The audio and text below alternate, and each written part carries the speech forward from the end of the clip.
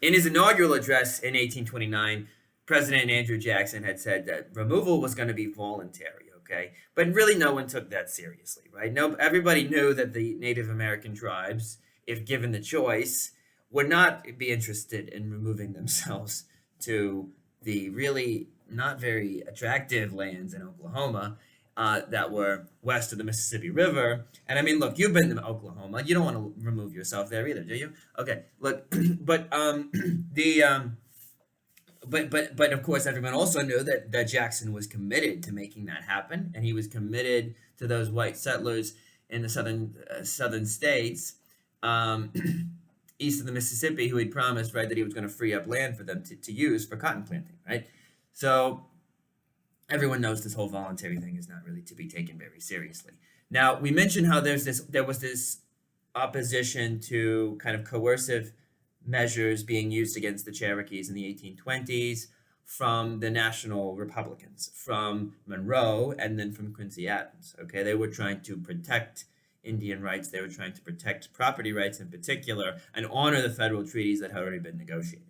Okay, well, why do they not? They don't really mount a very effective political opposition within Congress, actually, surprisingly. Why not? Well, partly because Quincy Adams, as president, right, he had sought to use the federal government to protect the Cherokee and failed to do so, right? He had seen the Georgia government just basically taking matters into its own hands and stepping in and really implementing some abusive treatment of the Cherokee Indians. Okay, and so his belief really was that there was no chance for the Indian nations and white settlers to get along in the same area. They actually have to remove the Indians, otherwise, they are going to be attacked, brutalized, killed by white settlers. The only way to save them, Quincy Adams had decided, was really you had to remove them. So even those within the political establishment on the side of the National Republicans who have a history of protecting the Indians or trying to protect them through the federal government are not mounting much of an opposition. There is, however, a big, broad opposition to the Indian removal policy that occurs within the United States, but it's much more of a grassroots movement. It's a movement um, that is Christian in nature. You have these Christian missionaries who are at the heart of this opposition to Jackson's policy of Indian removal. Okay, and you have to consider, like, a lot of these missionaries have dedicated their lives to going down and creating schools to try to persuade Native Americans to convert. Okay, they also take very seriously the idea that the Indians are rational souls, that they need to be appealed to in a persuasive way to try to convince them to convert to Christianity. Right, that they need to be educated, that they have an innate equality with white people. Okay, so these were all things that the missionaries took very seriously. Okay, and the movement to prevent or stop Indian removal coming out of these from these Christian organizations that we're going to look at, it was tied to what we call the Second Great Awakening. Okay, we looked at the First Great Awakening last semester, right? It's a revival of Christianity. It's a revival of, in particular, what we call a kind of evangelical Christianity, a Christianity that seeks a very personal kind of emotional connectivity to God, okay, and seeks to live out the gospel in a very sort of authentic way, okay. And there's another kind of one of these movements which we'll talk more about later in the week, but the Second Great Awakening kind of going on in the 1820s has already provided kind of the infrastructure, organizational infrastructure, that will allow some of these Christian missionaries to try to organize opposition to the Indian Removal Act of Jackson. Okay, now the leader of the opposition to Jackson is a guy named Jeremiah Evarts. Okay, he represented something called the American Board of Commissioners of Foreign Missions. Okay, and he's involved in lobbying Congress, trying to talk to individual congressmen to convince them not to support Andrew Jackson's bill for Indian removal. Okay, and he's organizing protests, and he's organizing people to sign petitions to send to Congress.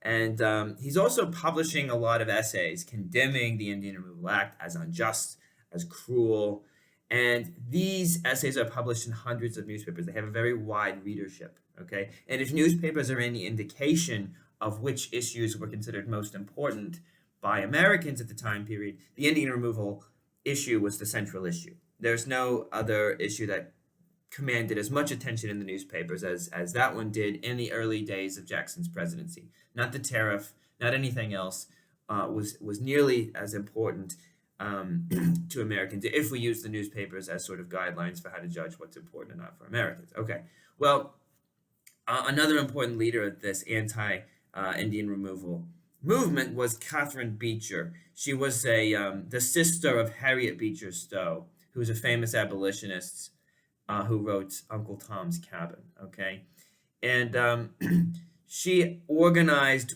a bunch of women to write petitions to Congress.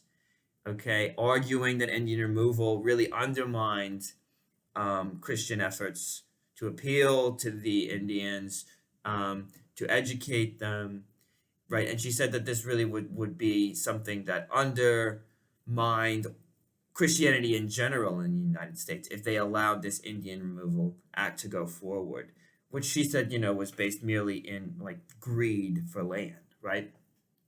So these Christian activists are mobilizing. They're using this network of evangelical colleges that have recently been established, organizations all through the United States, and they're using things like the improved roads and so forth to write back and forth to each other, send messages to each other. All this is facilitating greater organization. Okay, now New England is the place where you have the most of the popular opposition to Indian removal, okay? But there was opposition in all states, including in the southern states, okay? There was a lawyer in Savannah, Georgia called Robert, his name was Robert Campbell, and he was warning Georgians that if we go forward with removal, if we do this, then we would cast what he called, quote, an enduring shame on our state, okay?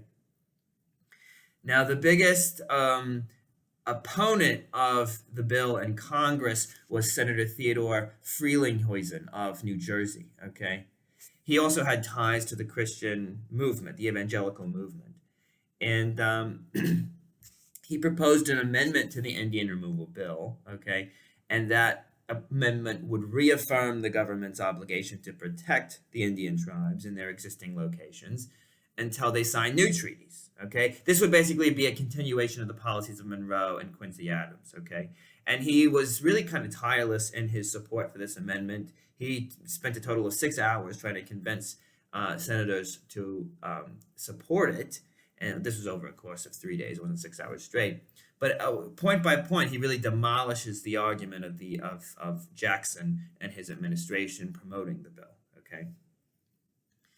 And he says, one of the things he says is he's willing to use federal troops to go in and protect the Indians and fight with the Georgian militia if necessary. And he said, quote, "Let such a decided policy go forth in the majesty of our laws now. And, sir, Georgia will yield. She will never encounter the responsibilities or the horror of civil war.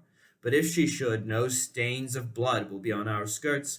On herself the guilt will abide forever." So he's basically saying, look, if we have to go in and use force to protect the Indians, and we have to fight and even kill some Georgians, some white Georgians to do that, it's not our fault. It's the Georgians' fault for defying federal law, federal treaties, and the property rights of these Native Americans. So really what the opposition is very effective at doing is framing the Indian removal issue as a moral issue. Okay, and forcing Americans to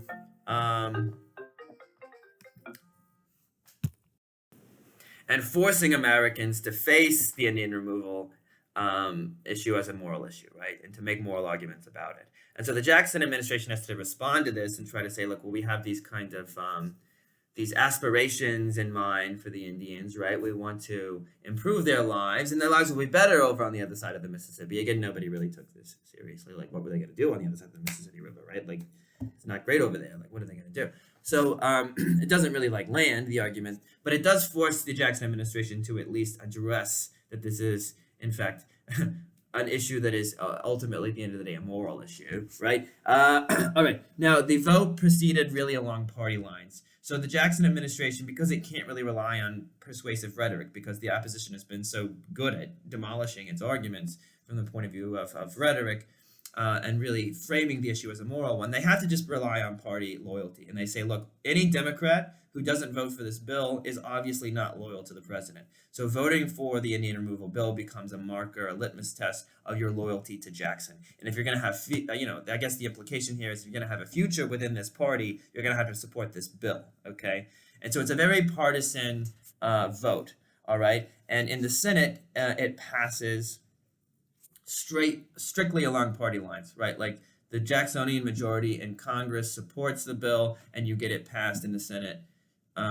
The Jacksonian majority in the Senate supports the bill, and you get it passed 28-19. The House is more divided because the Democrats still have a majority there, but they've got people who are coming from districts where voters are Quakers or Congregationalists or Presbyterians, and they're much more wary about voting for the bill because their constituents don't like it, right? They're very sensitive to that Christian movement. And so the Northern Democrats in the House of Representatives are kind of defecting away from. They're willing to risk their careers, to stand up for this moral issue. But the bill nonetheless passes in the House, just at a much more narrow margin. Okay, so again, we see that this issue of Indian removal, it passes, but it's framed now as a moral issue. It's very much tied to kind of this sectional division between the free states and the slave states. And the people that are organizing this resistance to the Indian removal are, in the next few years, also going to be the same people that are going to be organizing resistance to slavery and trying to mount a national campaign to abolish slavery.